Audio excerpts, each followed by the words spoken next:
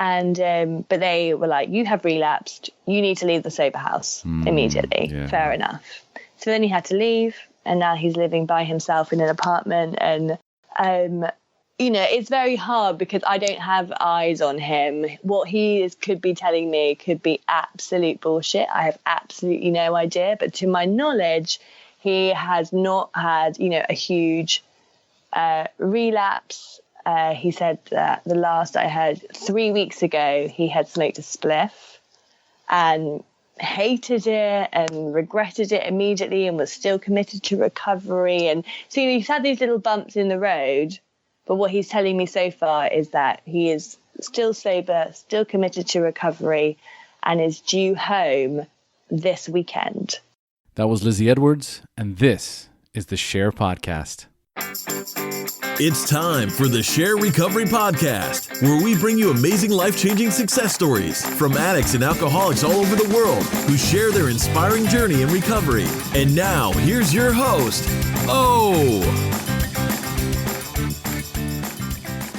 Hey everybody, and welcome to another episode of the SHAIR Podcast. And today we have Lizzie Edwards joining us on the show. And Lizzie is not a drug addict, but rather is in a relationship with a drug addict. And so recently she emailed me and she says that in January of this year, her boyfriend went into rehab. He was in there for 90 days and he's about to get out of rehab at the end of March. For the 3 months that he's been away, I have tried to equip myself with as much knowledge as I could. I attend meetings every week for partners of those with substance abuse issues. I've read countless autobiographies written by addicts in recovery. I've done hours of research online, any resource I can get my hands on, including your podcast, but I haven't found anything really that is helpful for me as the partner. Is there any episode on your podcast that you think would be particularly helpful for me? i.e., what do you do when your partner comes home from rehab? If there isn't, can I suggest that for a future podcast? Or maybe that could be the podcast where I just call you and ask you every question I have and you answer them for me as best you can. So she was joking, but I thought, why not? We certainly do have members in the SHAIR Facebook private group that have partners that are still actively using and they don't know what to do. And I know that Lizzie's done a lot of the work. She didn't mention in the email, but she also goes to CODA meetings. So she has done a lot of work to understand the disease of addiction as well as what she can do for herself to strengthen her own program. Neither one of us knew what to expect, but this ended up being a very, very fruitful interview. We went down a lot of rabbit holes. I asked Lizzie a lot of tough questions, and I think that our listeners, especially those who have these codependent type relationships, will very much benefit from this interview. So at the end of the interview, I will give you an update. This episode was recorded over a month ago, and this week I got an email from Lizzie with an update on what's going on with her boyfriend since he's been home. And I'll give you that update at the end of the episode. So now let's go ahead and dive into Lizzie's episode. But first, a quick message from our sponsor. Okay, guys, so quick update on Organifi. So my wife and I are still drinking Organifi every single day. And since we started taking it, we have noticed a significant change in our energy level, in our mental clarity, in our awareness, and our digestion. This morning we were walking the dog, and I was like, I just realized something. We didn't drink any Organifi yesterday. And the reason I remembered is because I could noticeably feel the difference. So the first thing we did when we got back from walking the dog was immediately whip up 2 glasses of Organifi. Now, we love it. Now, you can drink it with water. It's absolutely delicious. The way we like to do it is we take fresh pineapples, cold water, ice, and the Organifi, blend it. That's it. And it's absolutely delicious. Seriously, guys, whether you're drinking Organifi or not, you need to have some sort of a green drink in your life, because it's the easiest way to get all the nutrients you get from plants in one convenient dose. Give it a try, folks, and get 20% off your order. Go to www.organifi.com. You can also find it in the show notes. You can find it in the iTunes show notes. But if you go to the website, it's organifi.com. Use promo code SHAIR, SHAIR, and receive 20% off of your order. Get your greens without breaking the bank. It actually ends up being around $2 per juice. You just can't beat it for what you get. So again, give it a shot. 20% off. Organifi.com. Use promo code SHAIR. Next on the agenda is iTunes. Question. For those of you that own an iPhone, have you subscribed to the SHAIR Podcast? I know that thousands of you listen to it on iTunes, but have you clicked on the subscribe button? Here's what I found out. The best way to rank in iTunes is for people to subscribe to the show. So I have a goal, people. I want the SHAIR Podcast to be the #1 recovery podcast in iTunes. And so for that to happen and for us to rank better, when you listen to the SHAIR Podcast on iTunes, be sure to click the subscribe button. That way, every Tuesday, it automatically downloads onto your phone, and we rank higher and higher in iTunes, making it easier and easier for addicts in recovery to find the show. So again, I love getting the 5-star ratings and reviews so I can read them on the air. But more importantly, we need subscribers. So please click on the subscribe button and support the SHAIR Podcast. And speaking of iTunes reviews, I have one that I'm going to read on next week's episode that is absolutely beautiful. It's from Marjolaine from Belgium. In case you're listening, I'm going to read it on next week's episode. And speaking of supporting the SHAIR Podcast, thank you so much for all the SHAIR Podcast listeners that are donating and have continued to donate month after month. As you guys can see by the changes that have been going on with the intro, the SHAIR Podcast needs your support. So if you can give up that cappuccino and blueberry muffin once a month and give us a $5, $10, $20, $50 donation one time or per month, this keeps the show alive. And I know you guys are digging it. I'm loving it. I love all the listener feedback.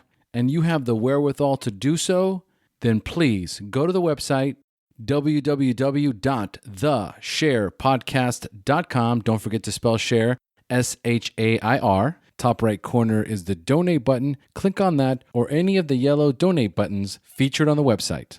Make your donation today. And just a quick reminder, if you have not joined the Facebook private group, oh my God, it's growing like crazy. There's 2,400 people in the group now. It's so active. It's so positive. It's so loving. And the best part is I'm watching people coming in there after a relapse, sharing about it, getting a ton of support, and then stringing along 1 day, 2 days, a week, and then boom, jumping into meetings. But the most important thing is that 24 hours, 7 days a week, we have people from all over the world actively helping others stay clean and sober 1 day at a time. So if you haven't joined the Facebook group, go to Facebook, go to the search bar, type in SHAIR, SHAIR, private group, and the SHAIR private group will pop right up.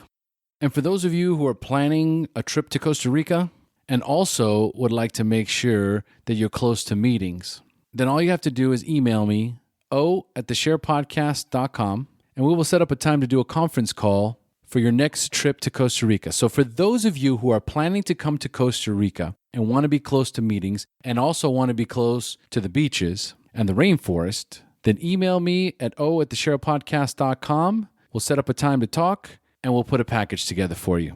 And while you're down here, we'll hang out, we'll hit some meetings together, do a little fellowshipping. I'd love to meet you in person. And if you're coming to Costa Rica anyway, let me set that up for you. So again, email me, o@theshairpodcast.com, and we'll set up a conference call to discuss your next trip to Costa Rica. So now a quick message from Transitions Daily and then on to the show.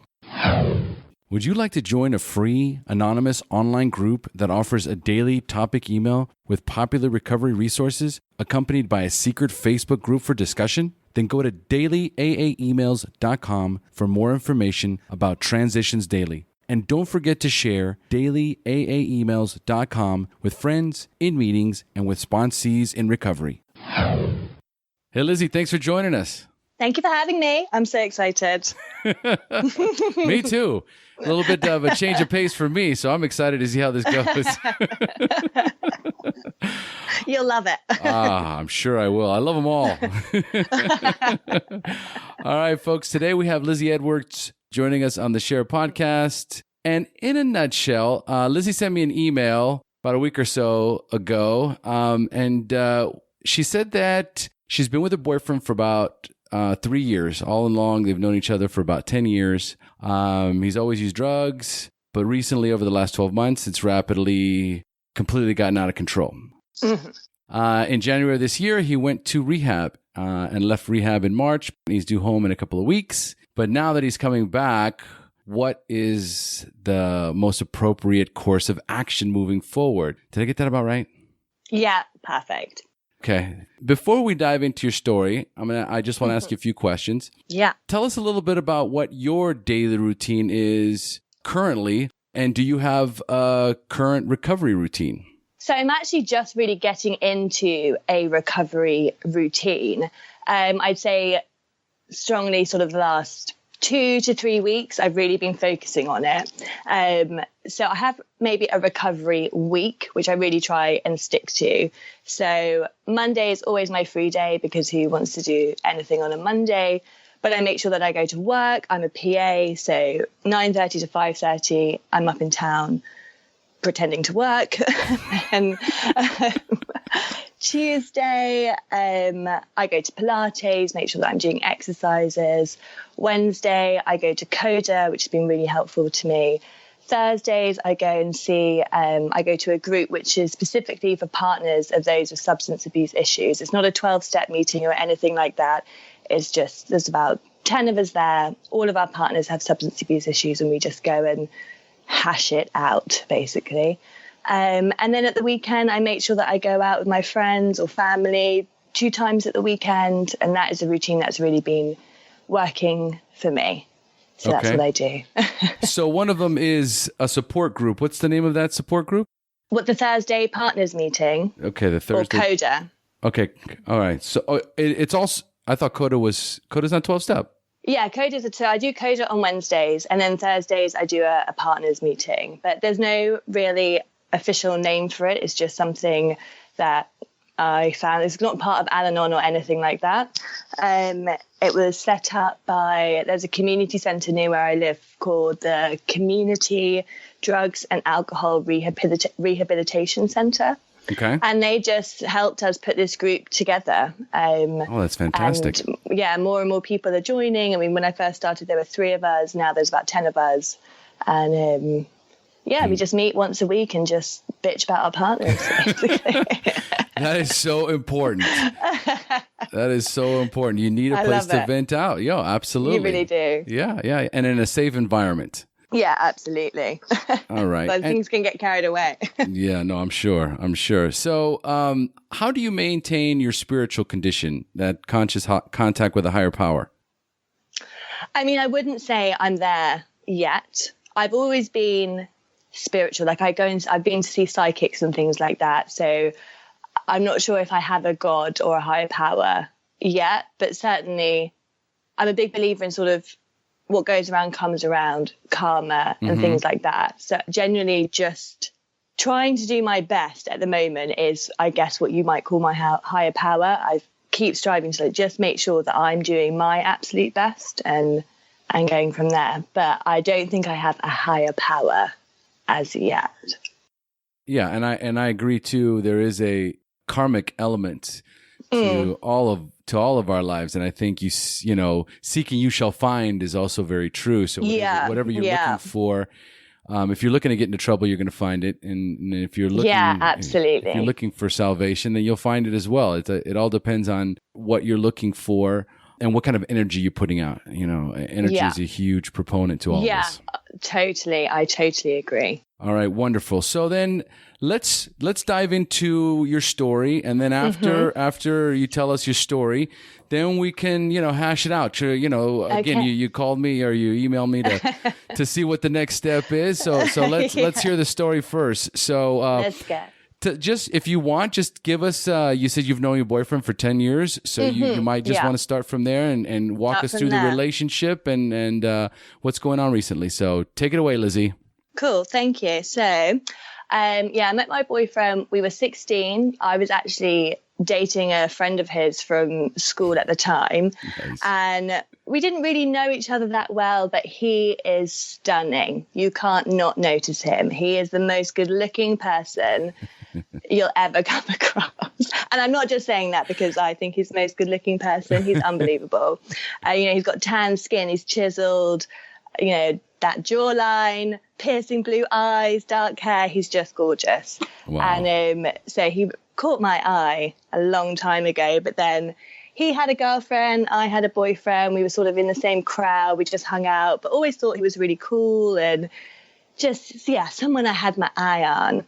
And then after school, he went to university. I didn't go. I stayed at home and just started working straight away. And I literally didn't see him or hear from him for about 4 years, which is not uncommon. You know, when you leave school, people go to university and you just lose contact. And it was no issue. It wasn't really like we were close friends.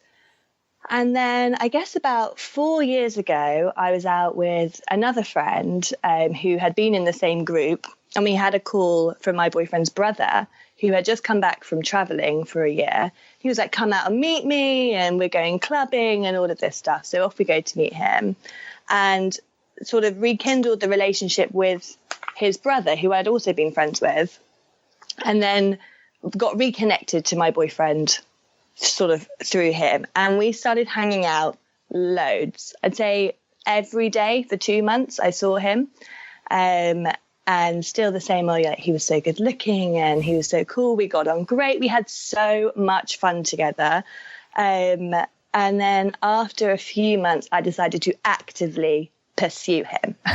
I will make him my boyfriend. I don't care. Because I knew that he would never make a move. But I was like, I know he fancies me. I know he wants me to be his girlfriend. I'm going to make it happen for both of us, for the good of the group. We're going to do this. So after a few months, we just had a big night round at his house, and I made sure that I ended up staying the night. I can't go home. I have to stay over. I have to stay in your bed and all this kind of stuff. And it went from there. And almost immediately we were in a relationship. There was no questioning about it. He was my boyfriend. I was his girlfriend. And we had the best time. We just got on so well, had so much fun together. It was such an easy relationship. We never argued about anything. There was never any issues. By far the best relationship I had ever been in at that point. It was like dating a friend. Right. What could be better? And then it started to not go so well. And I'd say, I think it was maybe sort of 9 to 10 months later, he told me that he had cheated on me, and it was devastating, and I was absolutely devastated. But he didn't tell me out of guilt. He had actually caught gonorrhea and chlamydia, and so he had to tell me. I mean, luckily I didn't have it, but he didn't tell me because he felt so awful about it. He told me because he'd caught these two diseases. He was like, what the hell is going on? It completely blindsided me. Everything had been great. And he said he'd gone out, gotten absolutely wrecked with his university friends, and ended up going home with some random girl. Right. I was like, okay. And because our relationship had been so good and because we were friends, I was like, I really, really want to give this another chance. So we carried on going, but it just was not the same. I had no trust in him whatsoever. I was really unhappy, really upset. So I ended things. And then during the period of time that we weren't together, he had to move home to his parents' house, which is this sort of huge house in the suburbs. And his parents were living in France at the time. And we weren't really in contact. And then I can't remember what he did. He did something which made me absolutely furious, to the point where I went round to his house to confront him. I think he'd been in touch with his ex-girlfriend or something terrible like that. But I turned up at the house like, what the hell's going on? And sort of from there, we became friends again, and then we got back together. Everything was great. And then maybe fast forward another year, I still had issues with trust. I told him, I always knew that he did drugs. That was literally not, I'd never even batted an eyelid at it. An eyelid at it. An eyelid? Eyelid, batted an eye. Right. Yeah. No, batted an eye. That sounds about, Yeah.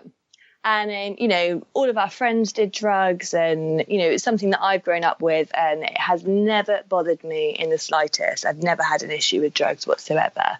It certainly never impacted me the way that it has now. And And so he's always taken drugs. And then I started to say that he wasn't allowed to take drugs because I sort of felt that he cheated on me because he was so wrecked.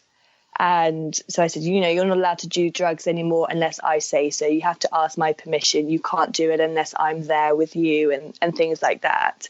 And then I would go through his phone and, it just became a bit of a psycho, really. Just had no trust. And I wanted to know where he was all the time. And he would do these sort of disappearing acts where he wouldn't come home from a night out. I'd wake up in the morning and he wasn't there and I wouldn't know where he was. Or he would maybe say that he was one place and then I would find out that he was actually somewhere else, and all things like this. And eventually I just completely lost my mind one time when he was out and really went to town in the research. I logged onto his iPad and I started syncing his iPad with his phone, and all of this stuff started downloading. And what I found, it was basically synced with his pictures, were pictures of him in places that, I don't know if you've ever saw the film Requiem for a Dream. Did you ever see that? Oh, yeah. So that beginning horrific scene? It was essentially my boyfriend in that scenario, these sort of grotty places with other people. He was like naked in them. There was clearly drugs everywhere with complete strangers, no one I'd ever seen or met. And just there were so many of these photos and I was so shocked. And you're just looking at something and you're like, I do not understand what I'm looking at. And so I confronted him about it. And he got very, very upset. Almost, he couldn't speak for a long time. And he wouldn't tell me who the people were. It's irrelevant. It doesn't matter who they are and things like that. And I was saying, I don't understand why you're doing this. And, help me understand this. And he was saying it was a punishment. It's like a punishment for me when I feel so down. I go and make it even worse. And it was a very strange conversation to which I didn't really put much thought into it. I just said to him, you cannot do drugs anymore. And then, so that was that. And then from that moment, things rapidly declined. And I didn't even realize it was happening at the time. I realize it now. Right. But he started to completely withdraw from me, from friends, from family. We had like a WhatsApp group with me and all our friends. He would never read the group, never contribute on it, where he used to be really quite active in it. Our daily routine became that I would come home from work, I would cook dinner, he would clean it up, we would go up. Oh, by this point, he was living with me and my parents. We would cook dinner, clean up, go upstairs, and he would be on his laptop. And that would be it. That would be our evening. He wouldn't come off his laptop or anything like that. We started to go out less and less. And if we did go out, it was separately. It was never together. And I just saw this really big change in him. He was really, really unhappy at work. He wasn't the fun-loving guy that I'd fell in love with anymore. And it was a really frustrating relationship. And then in September of last year, on a Sunday afternoon, we'd gone to clean both our cars, come back to the house. He said he wasn't feeling very well. Went into the house and I had 2 dogs with me. And I said, well, why don't we go and walk the dogs? And he's like, yeah, give me 10 minutes. I just want to go and get my tobacco. 20 minutes went past and he hadn't come out of the house. I was like, so annoyed with him. Like, what are you doing? Like, go and get your tobacco, for God's sake, like, hurry up. And went into the house and was shouting his name. Came upstairs. I could hear the tap running in the bathroom. I was banging on the door and shouting his name, and there was just no response. And luckily he hadn't locked it, and I opened it and he was collapsed and foaming at the mouth. Oh my God. And you're just like, what the hell is going on? And, I remember slapping him around the face and shaking him and screaming his name. My brother ran upstairs and just immediately was like, I'm calling an ambulance. And then while we were waiting for the ambulance, he had sort of 2 seizures, 2 fits and then he went into this sort of deep sleep. I can't describe it. He was snoring, but it was not anything like you've heard before. It was this deep, deep snore. And and almost like he was asleep. And then the ambulance crew arrived. They were brilliant, but they just kept asking me these questions. What drugs has he taken? You're like, none. You're like, we've just washed our cars. It's a Sunday afternoon. He's taken nothing. You're like, I don't understand. And they were like, does he take heroin? You're like, no. You're like, no, he doesn't. And they were administering what's the word? This agent. I can't remember. A reverse agent. For heroin? For heroin. Yeah. I forget the name of that. Yeah. I know what you're talking. Yeah, Go ahead. Yeah, to absolutely no effect. And we must have been in the bedroom for about 2 hours while they were trying to revive him. And then they said, right, we have to go to hospital. So by this time I'd contacted all of his family, like, this has gone on, I need his medical history, because I also had, who knows their boyfriend's medical history at sort of, 3 years. It's not something that you ask when you get together. Right. Just in case of an overdose, what's your medical history? So we were in the hospital and they kept asking me the same questions. Does he inject heroin? We can't find any tracks on him. I was saying no. I gave them his whole drug history. He said he's been a casual drug user, a party drug user since I've known him. I think he first smoked marijuana when he was about 13 or 14. And, he's tried everything under the sun. Apart from what I knew, heroin was the only thing that he hadn't done. Otherwise, crack, MDMA, ecstasy, coke, speed, you name it, he's done it. Right. His family started to arrive and then he woke up. Thank God. Go in. He has no memory of the whole weekend. Absolutely no memory. And apart from, bearing in mind that this was a Sunday, he said, on Friday, I smoked crystal meth. You're like, what? You're like, it was such a shock. I could not believe it. And I was like, I couldn't get my head around it. And he was saying, I don't really know. He was so confused. And then he said he just wanted to go home, that he felt fine. He just wanted to go home and, he was fine. He seemed very not fazed at all by the fact that he just had an overdose. It really didn't bother him at all. So that was a strange reaction. Of course, but he's still out of it. His reaction is just based on he's not still entirely there. Yeah, absolutely. So brought him home, and that's when he admitted, because I think he didn't want to admit it in front of his family. He said that while we were cleaning our cars, he had found GHB in his car and thought to himself, oh, that's a shame to waste it. So he put it in his Lucozade and drank it and then overdosed on it. I've never even heard of this drug before. I had absolutely no idea what it was. And he was saying, it's a drug that you have to be so, the way he speaks, you have to be so respectful of this drug. You have to measure it yourself. And I don't really know anything about that drug. So he said that he'd found this GHB and just drank it. And he's saying, it was just a stupid mistake. I'll never do it again. He was reading about it and saying, oh my God, I'm never doing this drug again. It's so dangerous, etc. So that was a very strange time. And I just remember thinking, who the bloody hell overdoses on a Sunday afternoon just when they're chilling at home? I just could not get my head around it. I thought there is something else going on. Secondly, he also admitted to smoking crystal meth on Friday. That wasn't even a drug that I thought was on his radar. He said he'd been out for drinks with work on Friday. So, is he doing crystal meth with workmates? You're like, what the hell's going on? Right. And sort of from then on, I just very gently was, prod. There is an underlying issue here. This can't just be a random act. There's something going on. He's smoking crystal meth. He's taking GHB. Obviously, his behaviour then started to come back in my mind. All those nights that he never came home or weekends where he went missing and every opportunity he had, he would take. So if I went out, I knew that he would be out. He would never just stay at home. I remember going to Barcelona for a weekend and he disappeared for the whole weekend. He never went home while I was away.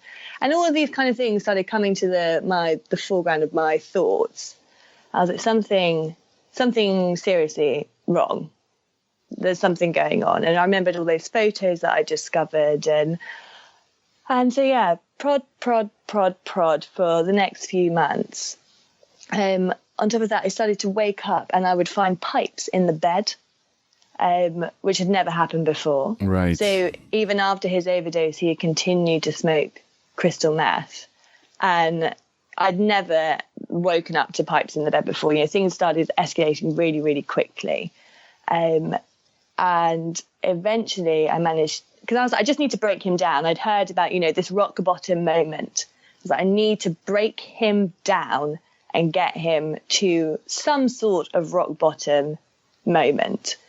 And eventually I did. I just said to him, there's something going on. There's something you are not telling me that you have to tell me. I don't know how I can help you unless I know what it is that I'm trying to help you with. Right. And that was when he admitted that when he was a child, really sadly, he had been abused, been on holiday with a friend, and just terrible, terrible things had happened to him, basically. And I was like, this all makes sense. Right, I have, I guess, a catalyst, something to start with. Let's try and deal with that issue. And so, yeah, it's just the next few months was then trying to persuade him to get help, looking online together at various options. There were lots of sort of online chat sort of help for him because I think he didn't really want to speak about it. He said this was mainly the first time he'd spoken about it in 20 years. And so he was sort of doing online chats and, he was speaking to different helplines and things like that, trying to sort of persuade him to start speaking about it. And he got a workbook as well that he was working through. And then in November, so yeah, that was all sort of happened in 2 months, so very, very quickly. And then in November, he disappeared for a night. Well, he went missing for 3 hours. He was supposed to pick me up at the doctor's, and then we were going to go out with my friends, the first time we'd been out in ages. And he never turned up at the doctor's to pick me up. And when I got home, he wasn't there, but his phone was there. So then I couldn't contact him. And then I realized that he was in my car. So the car was gone. And he was thinking, where the hell is he? And, called his work friends. And they said that he hadn't been at work that day. It's like, oh my God, like what's going on? And then, I was pounding the streets looking for him. I knew I'd never find him, but you're so panicked. I'm thinking, he's definitely doing drugs. And he turns up 3 hours later and he's like, oh, I sent you an email. He's like, no, you didn't. And I was so angry with him and he was so wrecked. So I just had to tell him to leave. So at that point, just told him to pack all of his stuff. I called his dad and was like, you have to come and pick him up. He has to leave my house. So that's exactly what happened. And then there, I wouldn't speak to him. There was no discussion. He was saying, can I speak to you? Like, nope. He just had to go. And that weekend, so he'd been at his parents' house, 8 hours or something. He then left the house and just completely disappeared. Went off radar for the next, I think it was 52 hours or something that he was gone. No one knew where he was. He didn't have a phone. He was completely uncontactable. And I decided to call the police and told that because sort of in the 2 months that I'd been digging, he became so wild with his emotions, saying, I'm going to kill myself. You're the only reason that I'm going to stay alive because I would feel too guilty about what would happen to you and all of these things. I just was absolutely terrified. So called the police. And then eventually he was found, although to this day I don't know where he was. And when he got home, he was very, very upset. And I was like, you have to do something. You have to go and get help for what's going on. You are 100% a drug addict. And also you have to deal with what's happened to you as a child. You've never dealt with this. And you just have to go and get help. So he sort of did make some effort, but then not a huge amount. I took him to one NA meeting, which he said was so powerful. I remember when he came out and he was so emotional. And he was like, this was so powerful, like some of the guys' stories, and it really affected him. But then, he wouldn't go back. Right. Things like that. Or he said that he found himself a therapist and he went once, but then he didn't go back again. And, all these kind of things. So he would sort of make out that he was really trying, but then actually, not going full force. Right. And then it came to New Year, and he'd gone out with some friends from, I think, university, and his brother and a couple of our other friends. And they took a bunch of drugs, New Year. And after that, he disappeared for an entire week. And I had absolutely no idea. No one told me that he was gone. He was messaging me as though he was at home, completely normal. Everything was fine. He said that he was dealing with something, but I wasn't to worry and that kind of thing. And then I found out, a week later, that he'd actually not gone home since New Year. From their friend's house, he'd gotten an Uber and driven off and wasn't seen again for a whole week. So when I found out, I went absolutely ballistic. I managed to get him to send me the address of where he was, and I would go and pick him up. So off I go to pick him up, drop him home, and from then, I think his parents found it quite hard to sort of understand what was going on, really. I'd sort of just given them a big problem.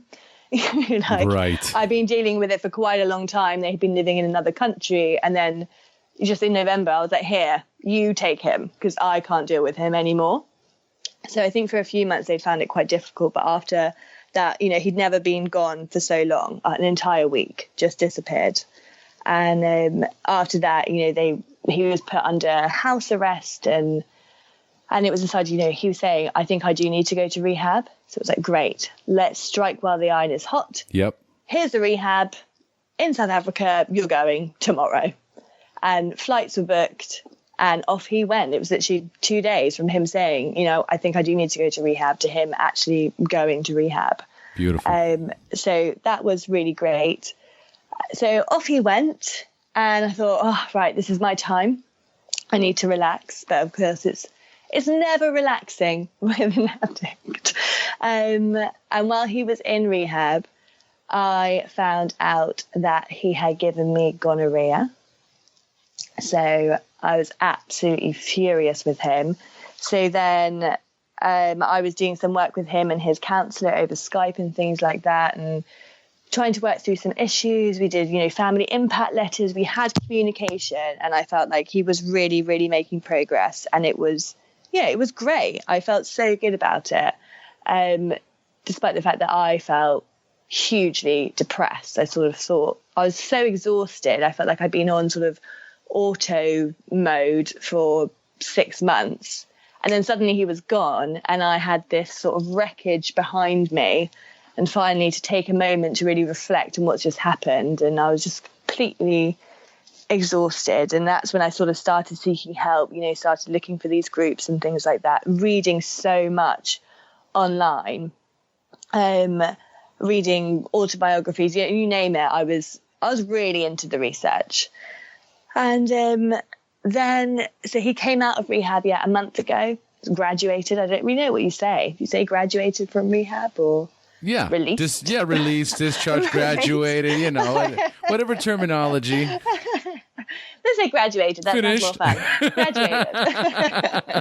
And so he came out, but he decided to stay in Cape Town because he liked the meetings that he started going to. He liked his sponsor. Wonderful. He could get aftercare at the rehab for free. He had a psychiatrist there. So he sort of had this, recovery support network already in place and wanted, to stay there. And then I found out, he told me that sort of 2 days after leaving rehab, he was living in a sober house, and he'd gone out for dinner and had 2 glasses of wine. And he said that he had, he'd done everything correctly. He left the situation. He called his sponsor. He didn't keep it a secret. Okay. He told his counsellors and aftercare people. And but they were like, you have relapsed. You need to leave the sober house immediately. Yeah. Fair enough. So then he had to leave, and now he's living by himself in an apartment. And, it's very hard because I don't have eyes on him. What could be telling me could be absolute bullshit. I have absolutely no idea. But to my knowledge, he has not had, a huge relapse. He said that the last I heard 3 weeks ago, he had smoked a spliff and hated it and regretted it immediately and was still committed to recovery. And so he's had these little bumps in the road, but what he's telling me so far is that he is still sober, still committed to recovery, and is due home this weekend. So I have a week and I'm starting to feel like I'm running out of time to really know what to do. And that brings us sort of completely up to date. That's really in a nutshell. I could go on and on and on about it, and I'm sure there's so many useful details that I've just left out, but that's basically what's happened. And so we're at today where he's due home in a week, and I really don't know what to do. Well, Lizzie, first of all, thank you for being so candid. This, you know how you say, I could say more. Yeah. What you were able to explain to us in half an hour is just a very perfect picture of what happened. There's absolutely no question in my mind of what's going on in your life and what's going on in his life. Good. And that's the beautiful thing about being in recovery is one addict helping another and understanding another. Well, that's definitely something that I've really appreciated is the recovery community is so amazing. It's so warm. It's so welcoming. People are so kind. Even no matter who I reach out to, someone will speak to me, and it's been amazing. And I hope that's happening for my boyfriend as well. It's how it works, period. Yeah. This is how it works. We can't keep what we have without giving it away. Yeah. That's the way I feel about it. That's the way most of us feel about it. Mm-hmm. Where would we be today if we hadn't gone into a room with one day clean, a complete disaster, said, I need help, and had a bad experience, or didn't have open arms welcome to them? Come on in. You're going to be okay. Here's a phone list. Get yourself a sponsor. We're here to help you. That kind of a thing. Yeah. It's paramount. It's what we need. So I'm going to ask you a question. Okay? Go for it. All right. Are you ready to hear some tough love and some tough truths about what you're going through, first of all, before we go any further? Yes. Okay, good. Yes. All right. Because I'm not going to pull any punches. Mm-hmm. First of all, you're not alone by far. You are just one of millions of women who has a boyfriend that is in the same situation that he is, and vice versa. There's boyfriends that have girlfriends that are going through the same thing. And when I was married, this is the hell that I put my wife through. Yeah. The bongs next to the bed, the disappearing for days at a time. Thank God I didn't take any pictures of the shit that I was doing, right? Because I can't. Those are things that you can never unsee. Yeah, absolutely. You living in, when you refer to something as, did you ever see the movie Requiem for a Dream? Okay. You already know it's horrific. Yeah. It's horrific. Okay. So first let's touch on the good stuff. Let's touch on the good stuff first, just to kind of get us moving in the right direction. Yeah. The fact that he said, I need help. It was him, right? At the end, through all the craziness, he's like, I need help. I need to go to rehab, right? Yeah. So he was willing, and you immediately took action. Yeah. You knew where to put him, where to take him, and it was just immediate. Mm-hmm. That's a huge takeaway for those, because I get emails like this, and I'm not quite sure how to give them the short version of what they need to do. So this is a good episode so we can go into all the details. Yeah. So first of all, what's paramount is that the person that you're with who's using wants help. Uh-huh. You can't get them for them. You can't put them into rehab. You can't force them into rehab. You can't force them to go to meetings. You have to either leave them and allow them to hit their own bottom, or they have to, of their own volition, say, I need help and I want to go. That's what it was for me. Okay. No one was going to, tell me what to do. And at the end, it was just like I woke up one morning and I knew that if I didn't take a step in the right direction, I was going to die. I just knew that intrinsically in me. So there's that first step. Now, number 2, taking action. Okay, it's not about, okay, great. Yeah, I'm ready to go to rehab. All right, well, let me take a look and maybe we'll do something next week. It's got to be just like you. Okay, you ready? Great. Pack your bags. Yeah. While you're packing your bags, I'll be setting this thing up and we're on our way. It has to be immediate. If there's any sort of a lax in time, you could lose them. Yeah. Okay? That was definitely our fear. Okay, great. He had this in his mind. He needs to go now before he loses that. So beautiful. So then, boom, we segue. We get him into rehab. Now, while he's in rehab, do you have communication with him while he was in there? We did. He was able to call home 3 times a week. So I didn't hear from him 3 times a week, but maybe once a week I would get like a 5-minute phone call with him.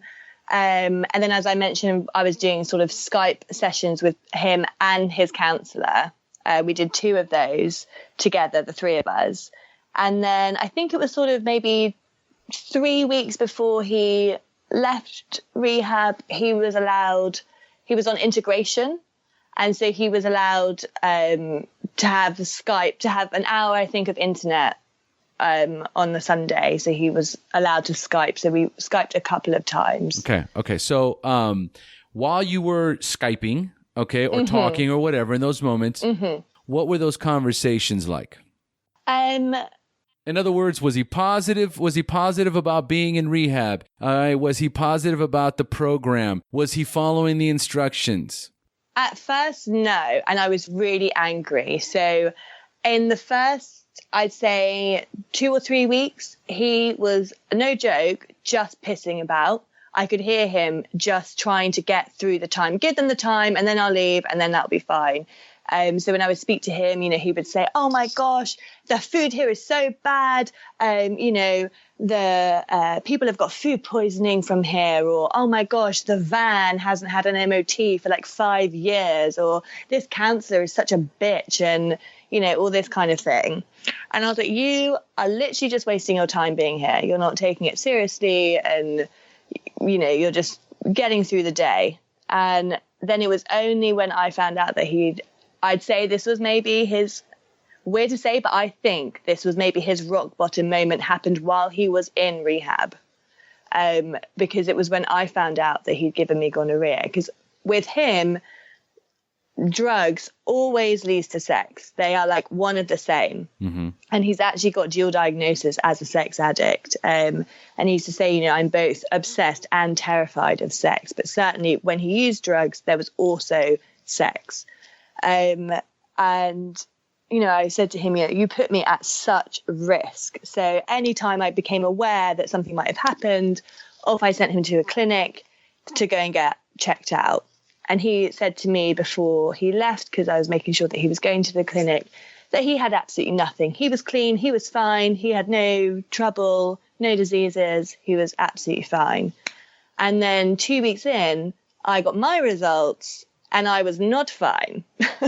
And I had not had another sexual partner for 3 years. Right. So I was like, this has only come from you.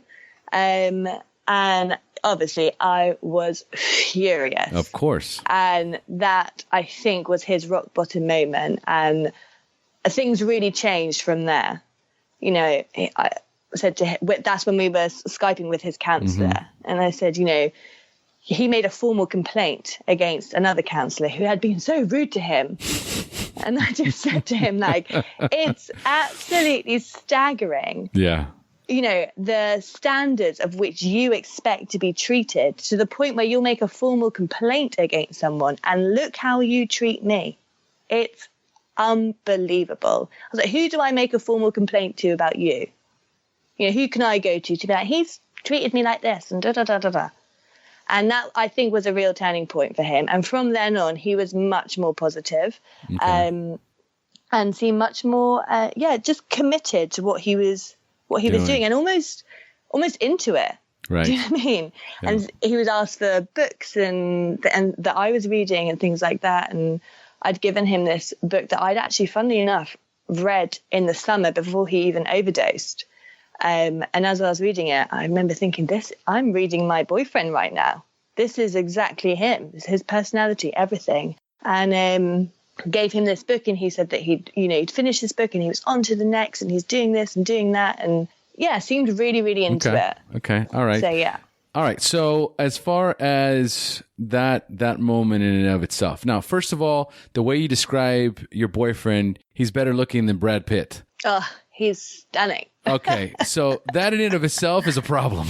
Okay. Guys, it really is. Guys are only as faithful as their options, and when they're that good looking, you have women throwing yourself at you all the time. And so that in and of itself is something that is a challenge for all guys that are good looking, that are in a committed relationship, and that are also addicts. Mm-hmm. Because that's part of the ego feeding thing. We love, for many of us, the ego is so powerful, so strong. It's what keeps us out there. Everything you describe, this whole prima donna mentality and behavior where he's complaining about the food and complaining about the conditions and complaining about the van, and you're like, look at these pictures I'm going to send you. I'm going to send you some pictures of your hangout spots. And you tell me where would you rather live? Yeah, literally. And rude awakenings is what we need. And for so many of us, especially in early addiction, we need these horrific, rude awakenings where just like you told them, it's like you're complaining,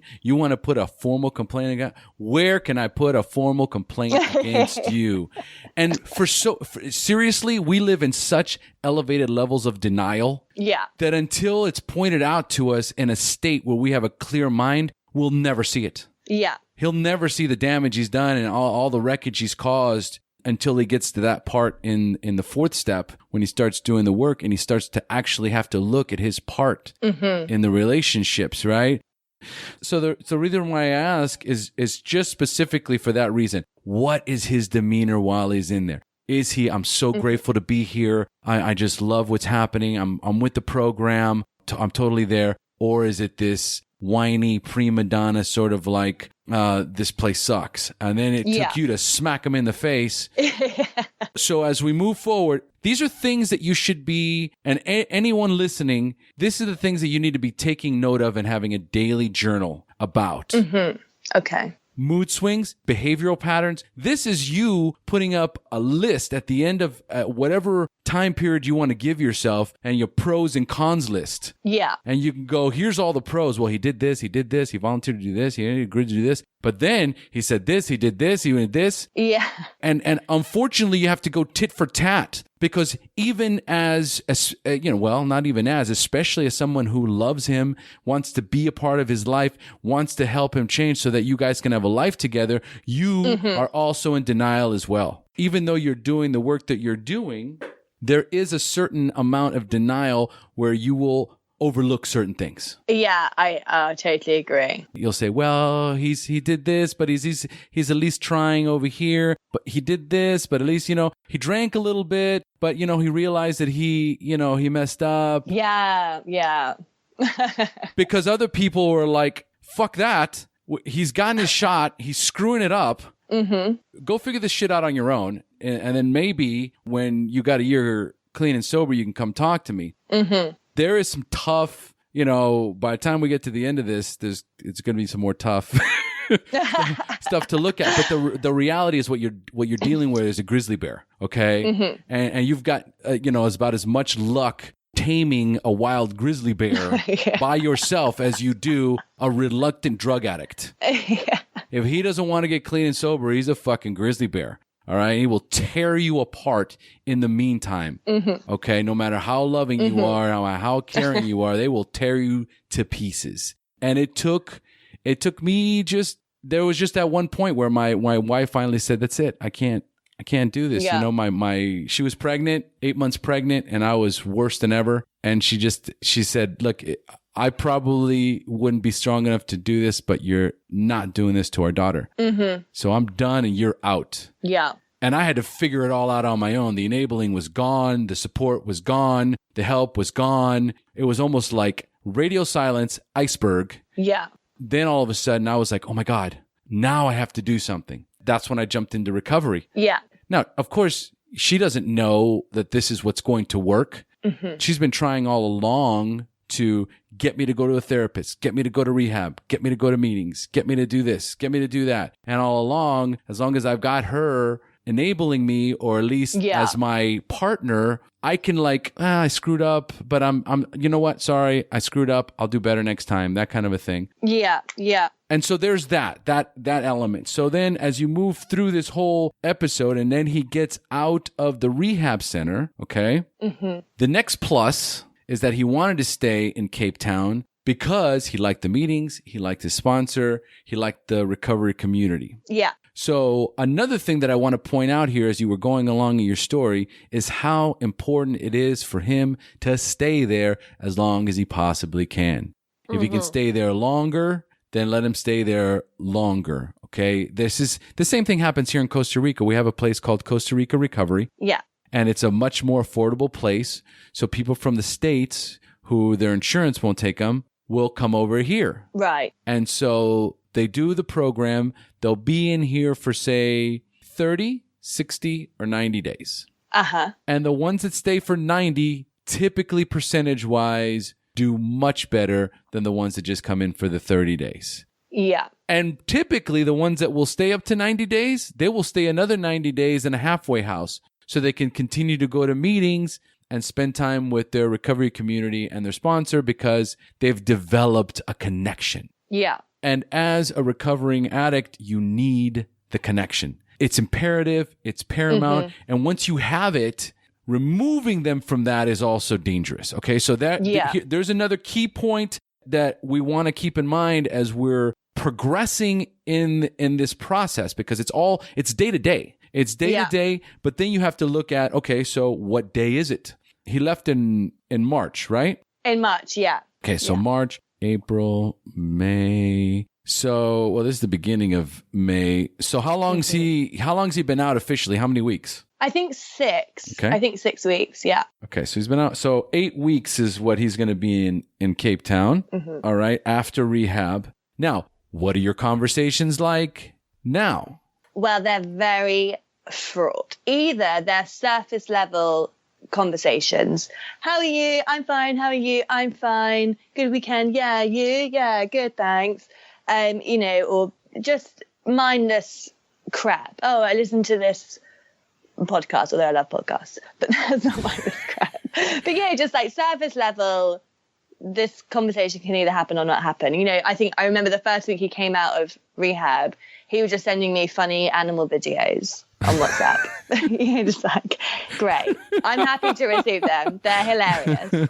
And then it changed, and actually the communication got less and less. When he first came out, it was every day. He's texting me all the time, calling me all the time. Right. Because I decided that I was not going to contact him. I would let him come to me. When he wanted to talk, I was there. If he wanted to have a conversation, fine. But otherwise, just leave him to it. I don't know what he's doing all day. I don't know if he's at meetings or doing whatever. So he can speak to me when he wants. And yeah, then it got less and less to the point where there was a week where there was just no contact at all. And when we spoke, eventually he said that he was feeling really, really depressed and he was so down and he didn't know how to bring himself out of it. He didn't know why he was feeling this way, that he hadn't been to meetings, and that he was trying to get an appointment with his psychiatrist. So that was disappointing. I didn't really know how to deal with that. If someone says, I'm depressed, you can't just be like, well, just stop being depressed then. No. And so which leads me back to, as we progress along this path, now I understand the discord and I understand the concern as he gets closer, because you don't even recognize him anymore. The communication has dwindled. He's gone through an enormous change recently. Even though he's relapsed a few times, he has been off of the heavy drugs. So in his mind, he's still piecing things together because for a very long time, he was living in a fog. Yeah. Just a complete fog, 12 months of just Groundhog Day. 100%. And that's why I felt when we spoke, because now we sort of speak maybe once a week, but when he told me about his relapse with marijuana, I hung up the phone from him. I was like, I do not want to speak to you anymore, because I promised myself, if he did another drug, that would be it.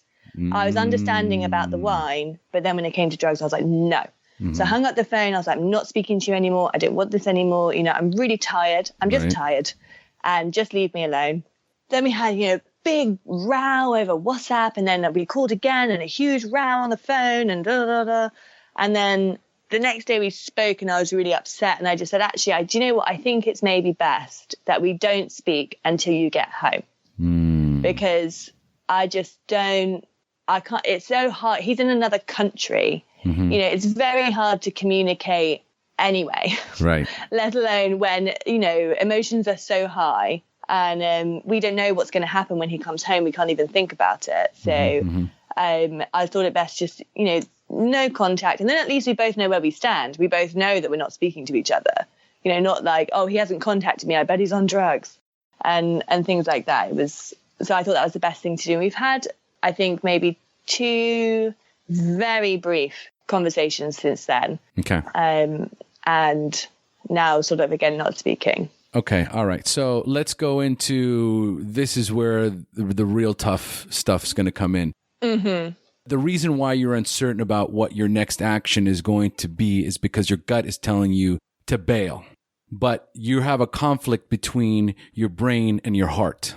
So that conflict is making it difficult for you to think rationally. So what you're thinking about is, we've gone this far. I finally got him into rehab. He's finally cleaning up his act. I've done all this work. I've gone too far to just kind of throw in the towel. Yeah. There's that mindset. But sometimes you just got to know when to get off the ride. Yeah. And it just seems as though at this particular juncture, he's trying to find himself. And so he's irritable, restless, discontent. He's not happy about being sober.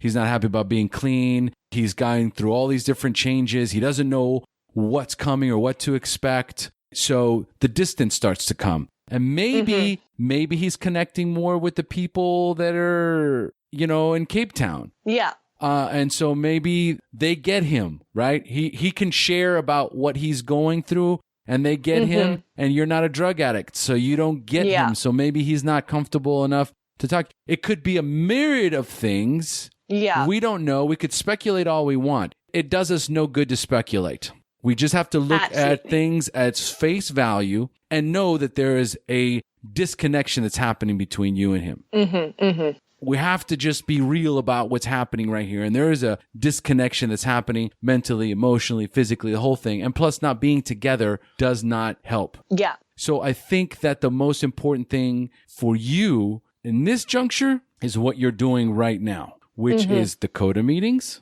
and the partner meetings. Yeah. Because at this particular stage, discussing these things with him is going to be futile. He's not going to understand you. He's not going to get what you're going through because he's too busy going through what he's going through. So he's on his journey. You're on your journey. Okay. So my first suggestion is that first embrace the idea that something very different than what you expected could happen. That the fact that him going to rehab, it may not bring you closer together. It might actually tear you apart. Yeah. And also the fact that you have been there through the thick and thin of it all, that if you're still a part of his life in his early recovery, he can use that as a crutch and use you as his ability as an enabler. Because he drank. Oh, man, I'm sorry. It's not going to happen again. Then I smoked some weed. Yeah. The pattern is already started. Okay. So I did this. Okay. I'm going to start all over. Oh, I did this. I'm going to start all over. At any given moment, that thought could come, well, I'll just do it tonight and then I'll start over again tomorrow. And that one takes him out on a run. Yeah. And so you have to ask yourself, is this the kind of life that I deserve? Yeah. Those are all questions that I have asked myself. And I remember saying to him, when I was saying, you need to go to rehab, this is the most important thing, and saying to him, even if it means us not being together, I would rather you be living a sober, happy life without me than this life with me. So I have always accepted that. He says that he absolutely, he still loves me. He absolutely wants to try again. And, he would regret it forever if we didn't try, and all of these things, which, it's lovely to hear, but how realistic are they? And because also he is now living this, one day at a time, and he's been living that way for now, say, 4.5 months. And I haven't been living that way. That's a very new idea to me. Mm-hmm, mm-hmm. So he can't plan ahead, and I'm all about plans. That's the kind of person I am. What are we doing next weekend? What are we doing now? Blah, blah, blah. I'm really like looking forward. So that is very new to me, and that's one of my biggest concern is me, and how I don't want, because I think how ironic would it be to sort of have been his champion of his recovery, or getting him onto any kind of path of recovery, and then in the end be the person that jeopardizes it the most. Do you know what I mean? I do. That's my biggest concern. I do, because I've lived it, Yeah. So the best suggestions that I can give is only based on the experience that I went through in my own marriage that ended up in divorce. We were still married. Mm-hmm. And I got sober, and I got clean, and we still got divorced. Yeah.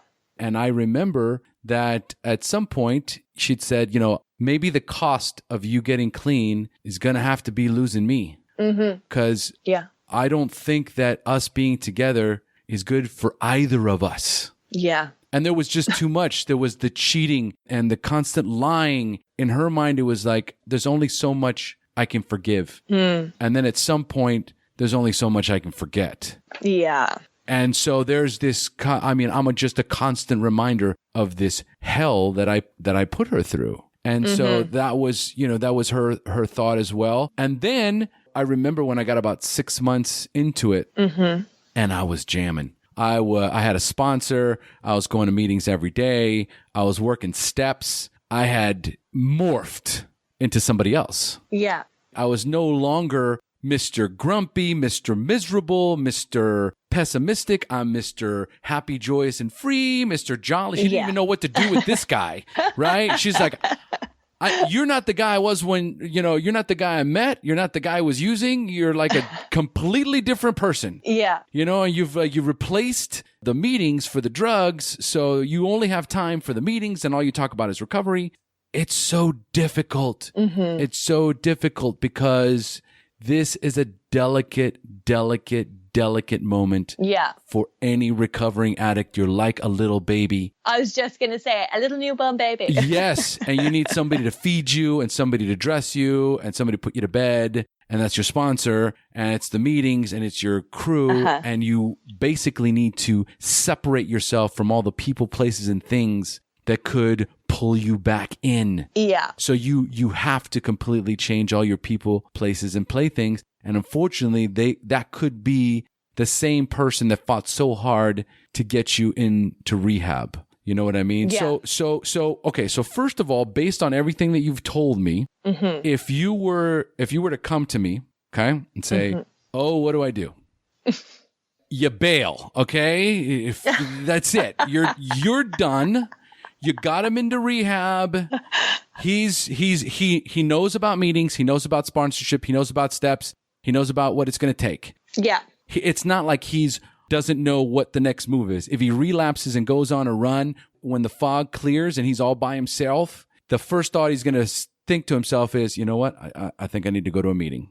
Because that's exactly what happened to me. Right. When the fog cleared, I'd already been introduced to it. So when at my pit of despair, I go, I need to get to a meeting, and that's what saved my life. But at that point, it was basically, I have to do it, or I got nobody. I no longer have a cheering section, because all my friends are gone, and now my wife wants nothing to do with me. And, I'm afraid I'm in Costa Rica, and this all happened while I was in Costa Rica, and I didn't want to involve my family, right? I didn't want to involve my sister and my mother and my father. And I was like, I can't bring somebody else into this, right? I had enough recognition that I was an addict, and I was wreaking havoc, and I was embarrassed, and I was shameful. And so it was one of those things where I had an opportunity to get my shit together and get into recovery. And then my hope was that, because I was making some great progress. So my hope was that this new person was going to win her back. And it wasn't the case. Yeah. But would I trade it for anything in the world? Absolutely not. Was that the price I needed to pay? Maybe it was. Yeah. Okay. I don't know. But, this month I celebrate 14 years clean. Unbelievable.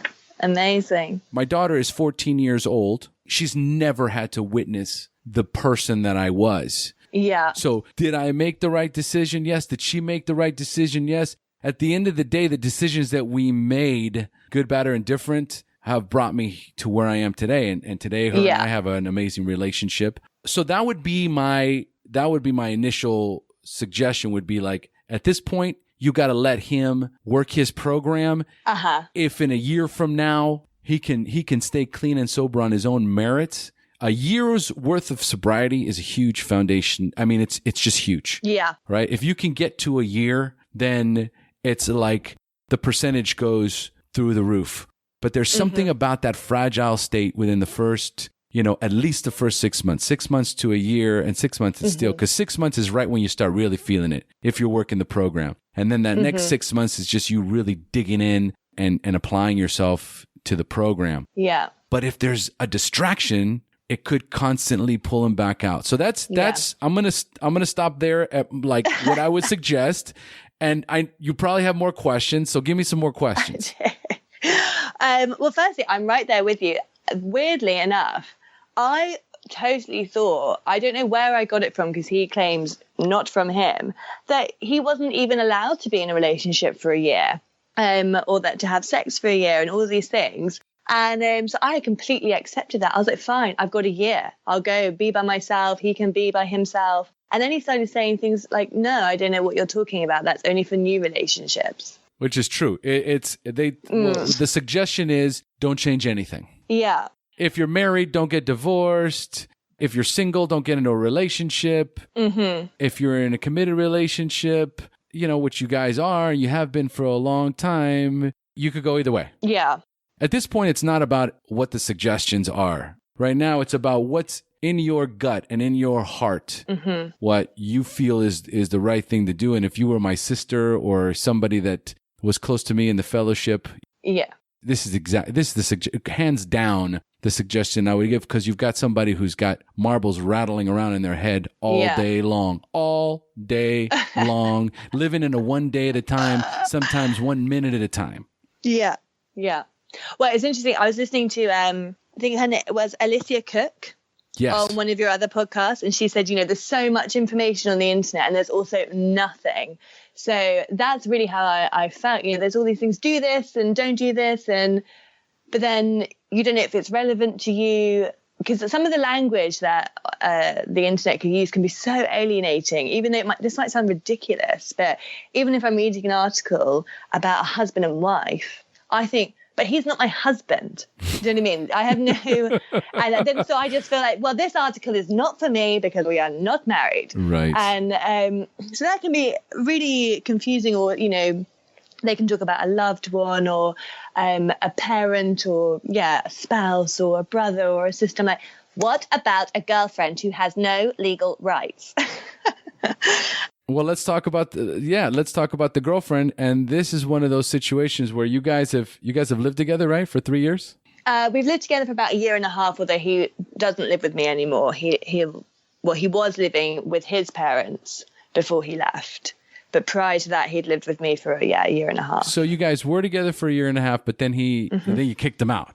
I kicked him out, yeah. Okay. Bye. All right. So then at this particular junction, you could look at it as, if you guys were living together, it's one thing to kick him out. He's already out. This is why it's so difficult to find stuff when you're looking for stuff on the internet, because there's no absolutes.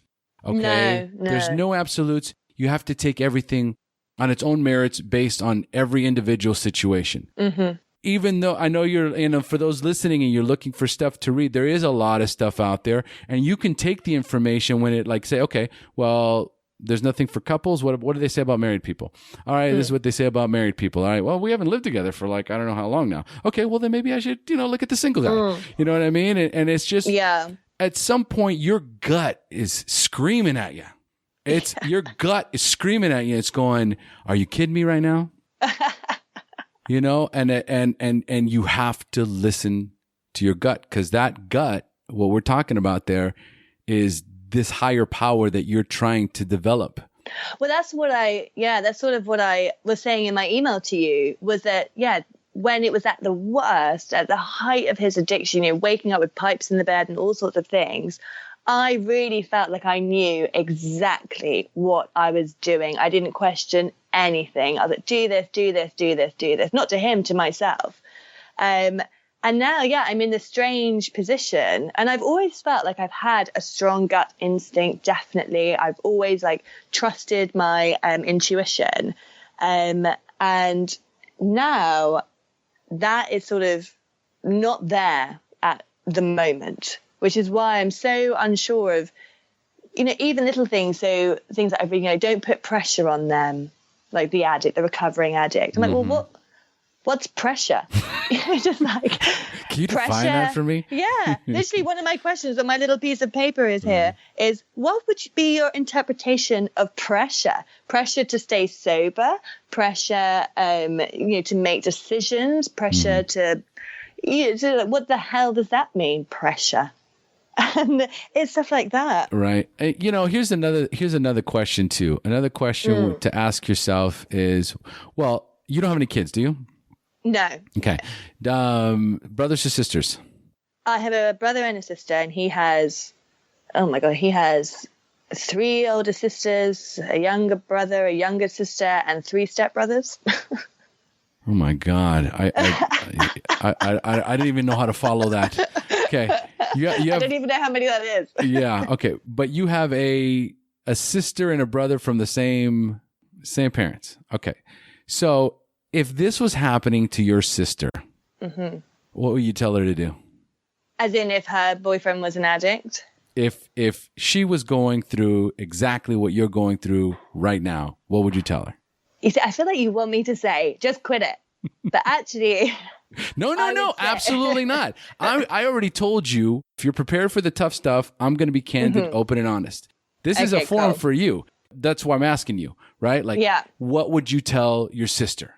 I would tell my sister, if you think that he is worth it, as in if you think that, say he got sober and got clean, and at the end of it, you still absolutely loved him, head over heels in love with him, and you think that he's worth it, then try for as long as he remains worth it, would be my advice to my sister. And I think that's great advice. I think that's great advice. And I think that's the same advice that you could give on to yourself. You can ask yourself that same question. Yeah. Is he worth it? Do I deserve this? Is this what I deserve in my life? Those are all great questions. Yeah. At the end of the day, like I said, it's all a personal... It's all introspective and personal. And because I've been there, and everything you've described is basically what I went through before I got kicked out. And and unfortunately it was, and I didn't know it and she didn't know it, because we were both in denial, and I didn't, you know, I'm using like a fiend. So I don't know what denial or enabling means. I'm just this grizzly bear. You know, and she is, I'm married to this guy and we're going to have a baby, and I got to figure out how to get him clean. Right. So that's in her mind. Right. But the fact that we were living together and I had a roof over my head and I could count on her subconsciously told me that no matter what I do, I've still got a safe haven. But I didn't realize that until I got into recovery. I started working the steps, and my sponsor explained, she was enabling you, bro. There was no, you had a better chance of, winning the Olympics than making that marriage work, because, you'd screw up. You'd go say you're sorry. She'd forgive you. You'd start over again. You'd go for a couple weeks not screwing up, and then boom, start all over again. And it's just repeating this cycle until she finally, decides to bail. So then I can only come from a perspective where I know and I understand the psychological process that is going on. There's a level of denial from you. There's a level of denial from him. There's a level of information that's missing about how you should behave. There's information lacking from him on how he should behave. So there's there's the stuff that you guys are learning that you both still need to learn about the dynamic of this relationship. The question is, are you going to be successful in maintaining this relationship while you're both trying to figure out how to understand exactly where you stand? The thing is, I wouldn't mind so much. I don't really mind if it's that I don't really know where I stand for a little while longer. And certainly I'm very aware that I have enabled his behavior. And I was so proud of myself when I kicked him out, because that's something that I used to threaten him when he would maybe try and leave.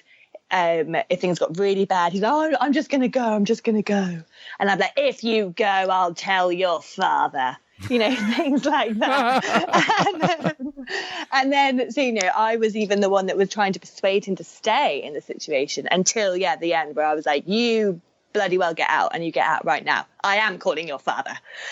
Right. But even, when he told me about this relapse and smoking this spliff, I said to him, this is just another time where I am going to forgive you. And if I were you, I would just think nothing matters, because she will just forgive me no matter what I do. Mm-hmm. I was like, how would you, I don't have any real merit in being like, this is the last time, because I've said this is the last time so many times. So I certainly know that I definitely have patterns of just like taking him back and then forgiving and everything's fine, and then it's terrible again and I forgive him and then it comes back, and that is a cycle that I definitely am trying to get out of, which is why I didn't want to speak to him in case if something did happen in these next 2 weeks, right, where I end up forgiving him again. You're like, let's just not speak, and then I don't even have the opportunity to do that, because I wouldn't even know that I'm supposed to be forgiving you for something or you want me to forgive you for something. So I think that at this particular time, then the best thing to do right now is just let's come up with a game plan. So, which was your question in the beginning. What do I do when he gets home? So I would say that, your initial conversation with him is going to be very important, because that's going to determine a lot of what you want to do moving forward. And I would say that, number one, you definitely don't want to have him living with you. That's number one. Okay. So he's over with his parents. Number two, I think that the condition on you guys maintaining a relationship, mm-hmm. you may want to define what that means by relationship. Mm-hmm. A relationship where we're friends, a relationship where we're still a couple, a relationship where pending, how you do over the next 30 days, you have some absolutes where it's like, if I find mm-hmm. out you've gone back out, then I'm definitely done. But you have to be like, you cannot say it, because here's the thing. He's going to come back and you can just basically stay, okay, at this particular juncture, I'm going to create a clean slate. Okay. We're going to create some boundaries and forget about mm-hmm. what's happened. Okay. In the past, I've forgiven you, whatever you've gone out, whatever. Starting from right now, there is a no tolerance policy moving forward. So we can, mm-hmm. whatever you decide to be the relationship, you can say, if you go back out, B, if you don't go to meetings, C, if you don't get a sponsor, because all these things are imperative that he do, or I will bet every penny I have, this guy's going back out, because he's leaving his safe haven. Yeah. So he has to immediately integrate himself into the recovery community where he's at. So get to a meeting. Ideally, he should already know what meetings he's going to be going to when he gets back. And when he gets there, he needs to immediately find a sponsor. They're all temporary. Mm-hmm. Get one that, he can get in the meantime. And then if he finds somebody else he likes, switch over. That's what's great about, recovery. It's all about the recovering addict. So if you set some of those boundaries right from the beginning, you set those, then you know where you stand and he knows where he stands. And if he breaks any of those rules, or whatever the case may be, then you need to be able to, whatever you said you're going to do, you need to stick by your guns. Because if you don't, then it goes right back to didn't matter. It didn't mean a thing. 100%. That is my biggest fear. And that is what that is my biggest goal, is be able to actually do what I say I'm going to do, which I haven't done through the whole thing at all. I say, I'm going to kick you out. I'm going to do this. I'm going to do that. And then he uses again. None of that happens. And so now I know 100% whatever I say to him, it means it. And he needs to learn that as well. And I think that this is important, because this conversation, our conversation is not going to have an absolute. We're human beings and we're all different. And who am I to say where he's at in his recovery and how committed he is to it? Only that individual knows, you know, how committed they are and how connected they are to recovery and getting clean.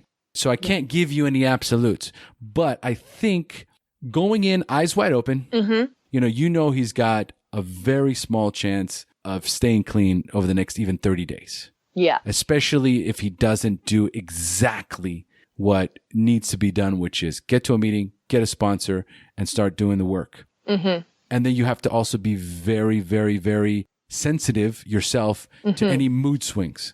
When we start getting moody, when we start getting combative, when we want to fight. Yeah. We're looking for an excuse to go get high. Right. That's what we're doing, all right? When you start to sense that mood, hey, did you go to meetings? No, I didn't go to a meeting. Yeah. Whoa, I'm just asking. Yeah, well, you know, you don't need to be fucking asking me shit every day.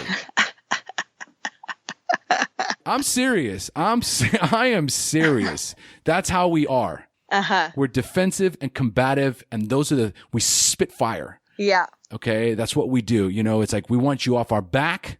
So it's like, hey, how's the meeting going? You know what? Fuck the meetings, you know? Be aware. Constantly take a fucking measurement all the time. Ooh, man. Yeah. He kind of snapped at me right now. Like, that wasn't cool. Gotcha. And that is that's a problem. That's already a sign that there is some irritability, some disconnection, and somebody's trying to find an excuse to go use. Well, so-and-so pissed me off, and I was at the meeting the other day, and the guy asked me what step I was on. What business is it of his, what step I'm on? You know what I mean? Yeah. So these are the kind of things that you have to yourself be mindful of is their attitude, their behavior moving forward. So setting limits, monitoring the behavior, you know what I mean? And this is another reason why I always say, you're better off just bailing, letting them work this stuff out on their own, because you may be in a situation where you're now part of that ugly part of recovery, which is that I'm sober and I'm clean and I hate this and you want to take it out on somebody and that's okay too, because I was there too. Like, this sucks. I can't hang out with my old friends. I don't want to hang out with these losers. You know what I mean? Like, what is my life? Well, that's the other question I have is, so we had a sort of group of mutual friends who they've all done drugs together. And I would say that was sort of their main thing in common. And since all this has happened, I have completely removed myself from that group of people. I don't want to see them. I don't want to hang out with them. I don't want to talk about drugs, see drugs, nothing. So I've literally just cold-hearted cut them off and have no intention of being friends with them again. But they're also my boyfriend's friends. And so much of what I read and what you've just said is, like, I can't be friends with those people anymore. Neither can he. But is it like an actual thing? Like, you can't, because I was sort of saying I don't really want to influence. I don't want to say to him that you shouldn't be hanging out with these people and you shouldn't be doing this. You shouldn't be friends with them. No, but there's a beautiful way of dealing with that. Where you don't tell him what he should do. And he says, hey, so-and-so, they want to throw me a welcome back party, right? Or they want to have us over for dinner. And that's where you go, you know what? We did, there was a lot of drug use going on, a lot of drinking over there. And so I don't feel comfortable. I don't feel comfortable going over there. So count me out. Okay. I can't be there, Right. If you ask me, you might want to think about taking a pass. I'm not going to tell you what to do, but me personally, I can't be around those people anymore. You set the bar. Yeah. And if you're going to be with them, then that's exactly what you need to do. You're doing the exact right thing. Okay, cool. People, places, things. So all the old friends, all the old haunts, GHB, that's club drug. Yeah. So wherever you got that, he was in the very wrong place to pick that stuff up. It's also the date rape drug. You know what I mean? Yeah. So why would you take that for recreation? That's you know what I mean? Like, come on. Yeah. There's no thought process. There's some drugs. I'm going to take it. Yeah. On a Sunday afternoon. So, whether it kills me or not, I don't care.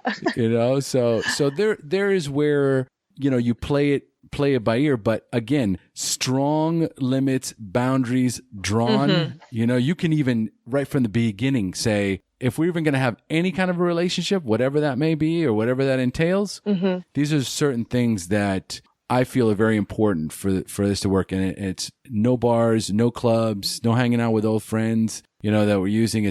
Everything's got to change. You know, if nothing changes, right? Yeah. So here's where I draw the line.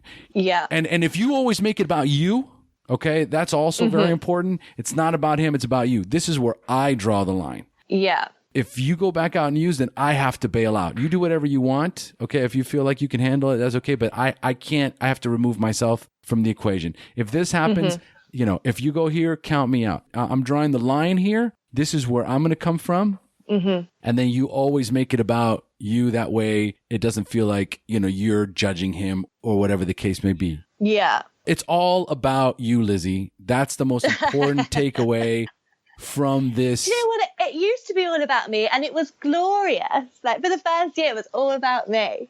And now it's all about him. I'm like, this sucks. Well, when it's all about you, it was something more beautiful. It was, we're spending time together. We're talking. We're going out to eat. We're having fun. Yeah. You know, we're connecting. You know, when it's all about him, it's, I'm disappearing for 4 days. I'm in a hospital. I'm in rehab. Right. So it's the, you know, worst. It's I'm not really fun. Gonna tell him. I'd be like, look, when it's all about you, this is what happens. So I think we should just stick to me. Yeah. It's the safe play. But just going back to what you said interestingly about, like, if nothing changes, nothing changes. Another problem I am sort of experiencing or feeling is the people that are sort of connected to my boyfriend being so negative about his recovery. And actually, I didn't realize how positive I had been about his recovery until a couple of weeks ago when I went to meet his stepbrother, who I've been really good friends with. I hadn't seen him for literally since my boyfriend went to rehab, actually. And he was so negative about it. And so, oh, you know, he's probably just running around Cape Town and getting fucked and doing this and doing that. And I was thought, you haven't even, because he hasn't spoken to him since the first week in rehab. And I was just like, how could you be so negative about it when you haven't even spoken to him? And it's dealing with that. Is that negative? I just sort of ignored it and was like, yeah, of course, that's a possibility, but that's not what I think is happening. It's certainly not what he's told me is happening. And like you said, you know, I've had to take things at face value because I can't see him. So right. I can only take what he tells me. And I have really like put faith in him and trusted him. And I found that such a frustrating attitude to have, of just, oh, well, he's probably relapsed already. And he's probably just, you know, that sounds like classic, let's call him Woody. Sounds like classic Woody. And that's not his real name. And I just thought, you know, that's so unfair. Such an unfair attitude to have, especially if we don't know what's going on. And is that something that I should confront or just cut off? That is a no-brainer. That guy is a parasite. He's a cancer. He is somebody that is the epitome of misery loves company. Yeah. He's probably a guy that's still a heavy partier, could be even worse. The negativity is just spewing out of him. What possible benefit would he have by telling you that? It really was. It was shocking. Even if he's doing all that, in what world does that help you? Yeah, it completely triggered me in terms of my co-dependency. It's something I'm learning. And because I couldn't believe how well I'd done, because I really hadn't been thinking those thoughts at all until he said that. And then it set me off into a completely paranoid state of mind that I'd been in, you know, back last year before he left. And, you know, just was going crazy. Oh my God, maybe that is what he's doing. And then I just thought, like, no, And also, does this sound strange as well, that that's his stepbrother, and after his overdose, both of us text all of our friends saying, no more drugs with Woody. Do not do drugs with Woody. And then his stepbrother continued himself to do drugs with Woody and was actually with him on New Year when they all did drugs, and then Woody disappeared for an entire week. And on top of that, he also, he saw him only a handful of times, and Woody, when he was in rehab, asked him to write a family impact letter, and he didn't bother. So I feel like you don't even have a right to even comment or have an opinion on it, seeing as you haven't done anything or made any effort to support his recovery. And now this attitude of just like, oh, well, he's going to relapse, and he probably is already, and he's still lying, and he's still pulling the wool over all of our eyes. And so that should just be cut off. Absolutely. And that's going to be very tough for your boyfriend. Mm-hmm. Because it's family. And even if it's just a stepbrother, it's still family, somebody you grew up with. Yeah. And especially if he's still using, he has got absolutely no concern whatsoever for your boyfriend's well-being. Mm-hmm. And so the first time they're together, he's going to start making comments and talking down. Oh, you're doing that 12-step shit, or, oh, you got a sponsor now. Right. Yeah. And there's going to be that kind of a thing. And if he is not in the position to combat that, oh my God, that's going to be the first place he gets high. Right. He's going to be like, give me that thing, dude. I'll show you. Yeah. And that's what the stepbrother wants. Uh-huh. Nobody that's down in the dumps wants to help somebody that's trying to get themselves out of the hole. Mm-hmm. They want to drag them back down. Why would you want to see somebody succeed when you're, just this miserable mess? Or you're somebody who knows you have a problem and you certainly don't want to look at it. And having somebody that's actually looking at their problem close to you forces you to look at your own. There's a million ways you can look at it, so I make it simple. Mm-hmm. Anybody that's negative like that, they got to be cut out. Cut off. Done. That actually works for me. It's simple. You got to keep it simple. Yes. Yeah. I was absolutely furious. And no engaging. Yeah. No engaging. You block them from your phone. You don't answer, radio silence, right? You don't need to engage with somebody like that because they're going to want to engage with you. Yeah. So yeah, it's just, this is going to be very tough, Lizzie, because he's surrounded by dysfunction and drug addiction. He really is. Like, even so the other worry I have is my relationship with his parents, so his father and his stepmother. We used to get along great until the first weekend after I kicked Woody out of the house, and I called the police. I also shouted at his father before I called them, because when I found out that he'd gone off, just disappeared, walked out of the house, I called his father. I was just like, where's Woody? Yeah, how could you be so stupid as to let him just walk out of your house? Did you not pick him up last night from my house when he was high on crystal meth? Like, are you fucking retarded? And I really just went at it.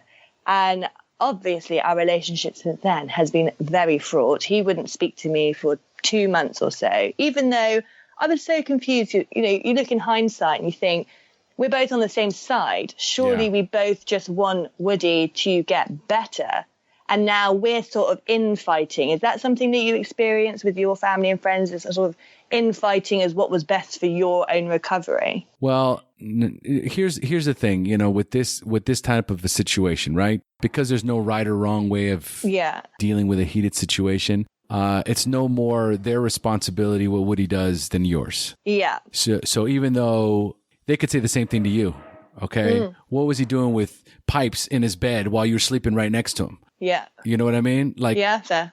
Of course. But again, which is a good thing.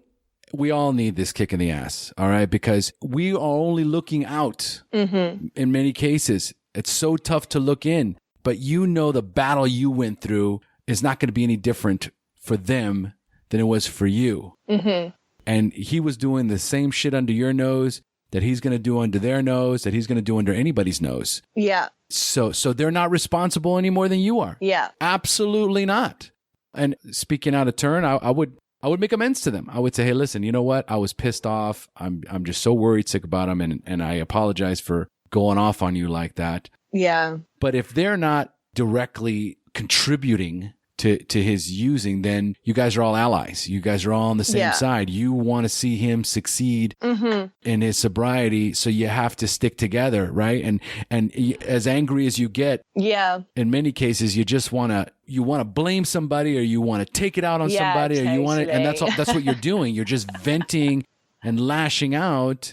And this all tailspins, and it's one person. This is one person that is wreaking havoc like a cyclone through all these people's lives. Yeah. It's interesting because when I spoke to Woody's counselor in rehab, I said, because originally he was just going to come straight home from rehab, as in back to the UK, rather than staying in Cape Town. And I said, there's certain things that I want to discuss with him, like my relationship with his family, which has completely fallen apart. And I remember him saying, what is the common factor? Why are you in these people's lives? They are not your parents. Why are they in your life? You're like, because of him. But what I'm worried about is, if that doesn't happen quickly enough, is putting Woody in that sort of uncomfortable situation where there's fighting around him because of him. Do you know what I mean? Yeah, I do. And wanting that to, he's home next week, wanting that to be recovered very, very quickly, right? But not having that be the what's the word? The priority. Do you know what I mean? I do, and I think that it's going to be a very simple answer, but it's a hard one. Okay, it's because it revolves around the ego again. Anything that's hard is because it revolves around the ego. So to keep it simple, and he's going to be back in a week, so you got plenty of time. I would go talk to his parents. All right, simple as that, and just go apologize, be the bigger person, and say, hey, listen, you know what? I shouldn't have yelled at you. He's just coming back. I'm worried about him.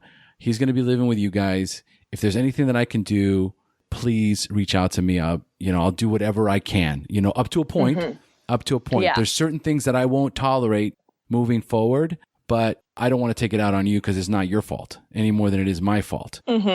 So instead of continuing the battle and the dysfunction, you start to create allies to support each other, just like what you do in the partner meeting and in the CODA. It's all about building a community and having people around you that can support you.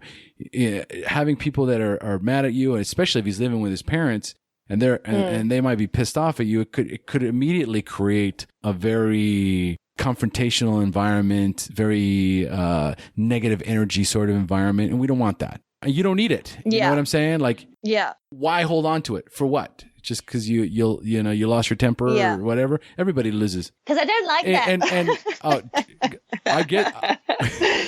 It's so funny. In our partners meeting, it's so interesting. We all have the same problem with our partner's parent. All of us. It's so interesting. We call them the outlaws, and and so then it makes it very difficult. Like that, you're the first person that has said that to me. Most people, I'm like, they're just like, fuck them. They don't give a fuck. Like, cut them off. You're the first person that's been like, you should maybe go and apologize. Maybe I should. Because I know the power of that. When you have resentment and anger towards somebody else, you're basically drinking the poison, to spite them. And so it's affecting you mentally, emotionally, spiritually, because it's a thought. Think about it. Now you have a moment to just kind of reflect and go, okay, so what are they going through right now? Their son is a disaster. Okay. He's in rehab. He's wreaking havoc. He's doing all these crazy drugs. I have no idea what to do with him. And then on top of that, his crazy girlfriend is doing X, Y, Z, and she comes over here and yells at me in my house. She's probably the problem, blah, blah, blah, blah, blah. So imagine, until you have a conversation with them like human beings, where you come from a place of love instead of a place of anger. In my experience, there is this huge cathartic experience that happens when you do something like this. And, they might tell, hey, get the fuck out of my house. I want nothing to do with you. But you took the right step. And at least now okay, well, this is what I'm up against. Yeah. Right? Here's yet one more thing that I have against me? And do I want to go into this thing knowing that I have this against me and this against me and that against me? So when you start adding up all the things that are going on and what you're going to be faced with, it's easier sometimes to make good decisions, because when you share about these in the meetings that you go to, somebody's going to say, well, when I was going through that, here's what happened to me, or this is what I did. And that's how all the recovery happens. Yeah. It's just these soundboards that happen when you go to meetings. And the best part is, as the things are going on, you can immediately go to a meeting and share about it, or call, somebody in the group and say, oh, you will not believe what just happened. And get that support that you will definitely need in this time. Yeah. Well, I'm learning. Maybe I'll just put out, because I had that on the bottom of my list. So maybe I'll just move that one to the top. It's a tough one. So I was like, well, it is. You have because I feel the least amount, isn't it strange? I feel the least amount of anger towards my boyfriend than anybody else, even though he should be my main target. But also I've been so furious with him previously, literally blown a gasket and just gone mental at him. And sometimes I need a release from someone else. I just want to go mental at you for a little bit. I'm so tired of going mental at him. Do you know what I mean? It's so strange. Oh, yeah. No. Everything you're saying is textbook. It's and here I was thinking I was special. No, you're the furthest thing from special. That's the thing. When we're for the drug addict, we're terminally unique. Nobody understands me. Nobody's been through what I've been through. You couldn't possibly understand. It's no different than what you're going through right now. Yeah. You don't know what it's like to be with him. You don't know what it's like what I've gone through. That 100%. Oh my God, I glory in it. It's shameful. Like my friends like, oh, you just have no idea. You don't know what you're talking about. You've never been with an addict. It's a nightmare. I must be a nightmare at the moment. I feel so bad for my friends, but they're amazing, actually, my friends. They've been unbelievable. Well, those are the ones that you need to gravitate towards and stay close to. Well, that's what I've been doing is when you go to something like this, you really know who your real friends are. Yes. And anyone who is not is gone. And at the end of the day, here's what we have to look at. Potentially, when you're in a situation like this, you really got to ask yourself the tough questions. As much information as you have to ask yourself, is it worth it? Do I deserve this? What have I done in my life to bring this in? Why is it my responsibility? Do I want to continue in this? These are all the really, really important questions that we have to ask ourselves. And then when you're done asking yourself the tough questions on whether or not it's worth it, and if you want it, then you have to create the boundaries and the limits in that relationship. And you have to draw a line somewhere that if X thing happens, you have to step away. Yeah. And this is the toughest part, because the minute you draw that line, that if you don't execute on your ultimatum, then you just completely lost. Yeah. Everything you said 100%. is out the window. You've got no merit. You've got no backbone. And that person's going to walk all over you until you ultimately just, walk out the door. So again, for those of you that are listening out there, if it was my sister, I'd say bail on that guy before I go and kill him. Make sure that you're doing exactly what you're doing right now, which is the partner meetings, the CODA. Yeah. Work the program the way that it's intended. If you're in a 12-step fellowship, work those steps, okay? So that you can really fortify your own recovery. At the end of this, you'll find a different version of yourself, and that version of yourself might have different answers. It's no different. I mean, that's what we did. We went in one version of ourselves, worked the steps, came out another version of ourselves. Yeah. And so that's the goal for anyone that's in your shoes. You have to work your own program, and then the version of you that you are now is going to evolve into a new version, and that version is probably going to make different decisions, or at least have different ways of setting boundaries, setting limits, putting things in order, distancing themselves, being vigilant. And that's really what's important. You are what's important. You have to do your work. And as you get stronger in your recovery, the answers will come. I totally, I'm on the same, I'm on board. That's the only thing I can say. I'm on board. And this has been amazing. Honestly, I can't tell you, because as much as there's so much information, you can go to the meetings with someone in my position. You just want to speak to someone who has absolutely been through it and does know what they're talking about. And that is really hard to find. I don't know, maybe it's different, but in the UK, there's just not availability to speak to someone like this, to be like, because I'm like, all I want to do is speak to an addict and just them tell me what it's like or what might happen or, what happened to them. And I haven't really, as much, I've read so many autobiographies and things like that of recovering addicts, but there's not that conversation. And that's what's missing from the books, is like, you have questions, I have questions. And this has been, I think, by far of anything that I've done, the most helpful thing. That's awesome. I wish I'd found your podcast way earlier and done this way, way earlier. Oh my God, I feel so good. I feel literally like, I feel on a high. Maybe you're my higher power, oh. No, I'm certainly nobody's higher power. Oh, no. Heck no. Oh, my God. My listeners are turning. They're like, what? And they're like, that's the worst thing you can say. Right. No, here's the thing. I'm just a garden variety drug addict who's coming up on 14 years clean, who's put his wife through a living hell, who did all the work that I needed to do, has done the steps, has sponsored guys, has done service, has had this conversation a gazillion times. Yeah. And the best part was, I never even thought about doing something like this until you even said it in your email. You're like, hey, if not, then maybe you can just get me on the air and we can do these questions. And I thought, what an amazing idea. Because the next time somebody says, hey, what do I do? I'm like, listen to episode.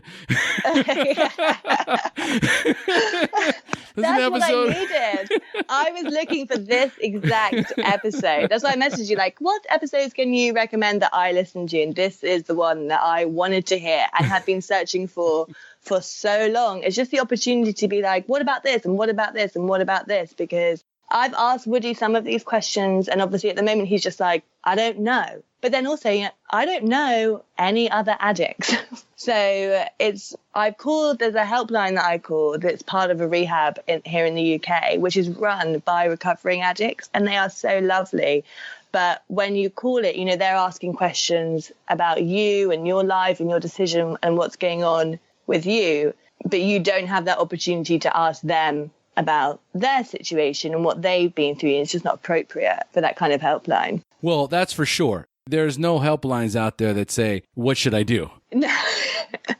Because then, especially if it's related to some sort of a treatment center, or if it's they could get in trouble, right? They give you the wrong advice, they give you wrong suggestion, and then you're like, I called, they suggested I do this, lawsuit happens. Yeah. And I get it. I absolutely get it. And everything that I'm saying is like, hey, this is a suggestion. Yeah. Based on my experience. That's it. Yeah. I've been there. That's what you want. Yeah. That's exactly what I want. You just want to speak to someone who's absolutely knows exactly what you're going through, has been through it all, come out the other side, like is still going, still doing amazing things. That's the person you want to speak to. So this has been great.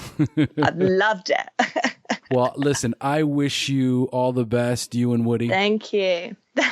All right. I want him to succeed. Every recovering addict deserves a chance. And I really hope that this is his magic time and that, he finds his way. And the same to you, because you're both right now working a program. Thank you. So I'm going to pray for both of you guys, that you both find your way, and that in some small way this helps, and that we're able to help. That Lizzie, you and I are able to help other women and men out there in the exact same situation that you are, that don't know what to do in their relationship. And it's impossible to ask the tough questions. They know what they are and they don't want to look at it. Mm-hmm. Got to ask yourself the tough questions. You have to set boundaries and you have to do the work, get your own recovery.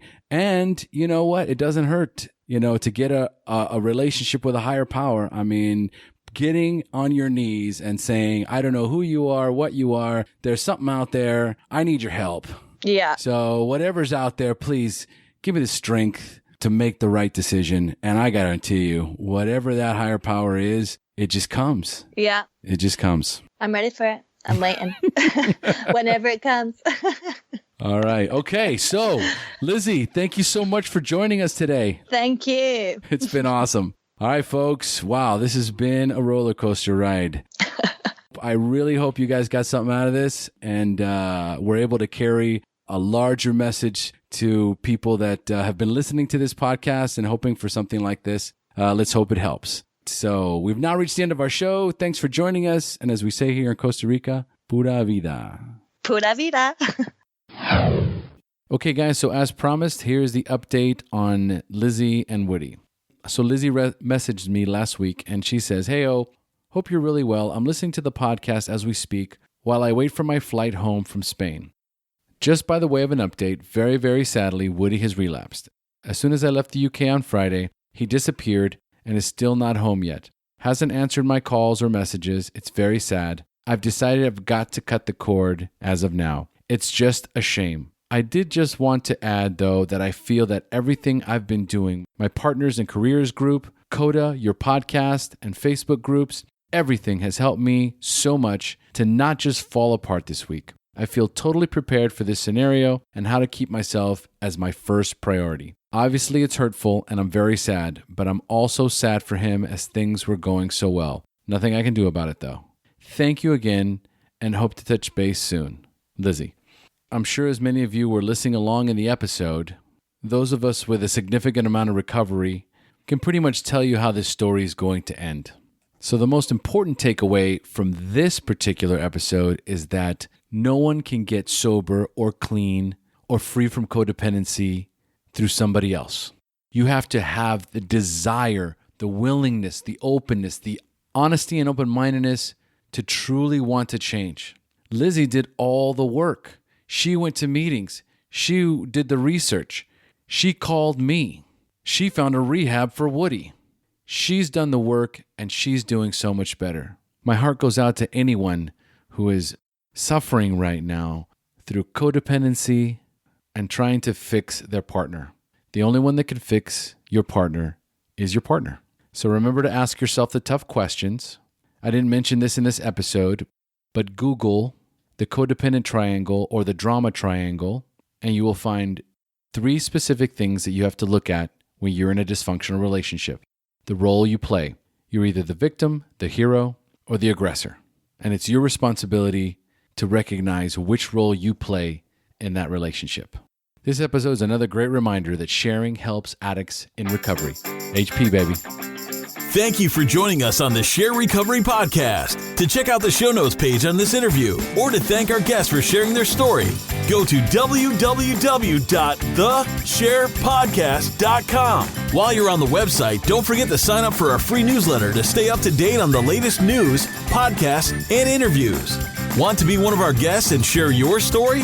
Then go to our website and click on the Share Your Story button.